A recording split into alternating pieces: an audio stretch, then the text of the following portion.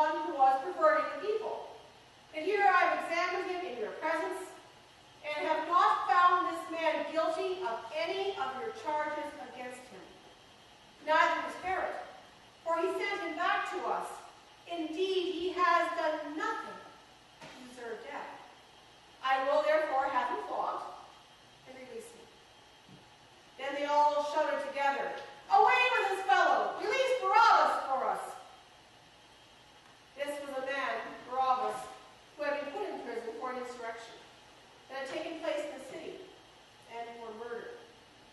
Pilate, wanting to release Jesus, addressed them again, but they kept shouting, "Crucify him! Crucify him!"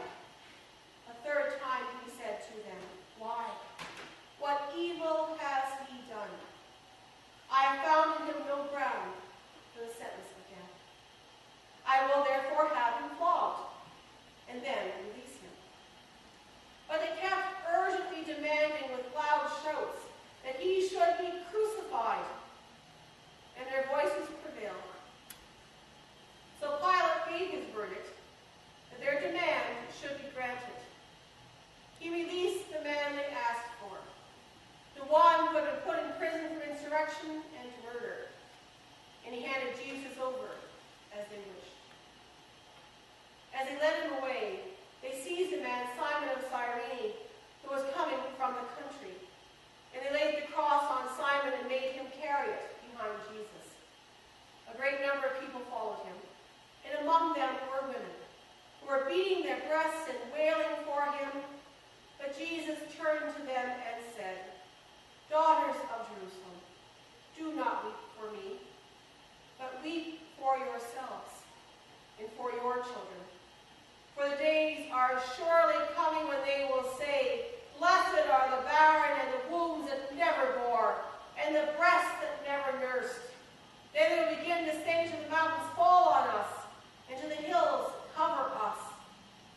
Or if they do this when the wood is green, what will happen when it is dry?" Two others also, who were criminals, were led away to be put to death with Jesus. When they came to the place that is called the Skull, they crucified Jesus there with the criminals, one on his right and one on his left. Then Jesus said, "Father, forgive them, for they do not know what they are doing." And they cast lots to divide his clothing, and the people stood by watching. But the leaders scoffed at him, saying, "He saved others. Let him save himself if he is the Messiah of God, his chosen one." The soldiers also mocked him, coming up and offering him sour wine and saying, "If you are the king of the Jews, save yourself." There was also an inscription over him, "This is the King of the Jews." One of the criminals who were hanged there kept deriding him, saying, "Are you not the Messiah? Save yourself and us." But the other rebuked him, saying, "Do you not fear God, since you are under the same sentence of condemnation? And we indeed have been condemned justly, for we are getting what we deserve for our deeds. But this man has done nothing." Then he said to Jesus, "Jesus, remember me when you come into your kingdom." Jesus replied, "Truly I tell you, today you will be with me in paradise." It was now about noon, and darkness came over the whole land until 3 in the afternoon. Well, the sun's light failed, and the curtain of the temple was torn in two. Then Jesus, crying with a loud voice, said, "Father, into your hands I commend my spirit." Having said this, he breathed his last.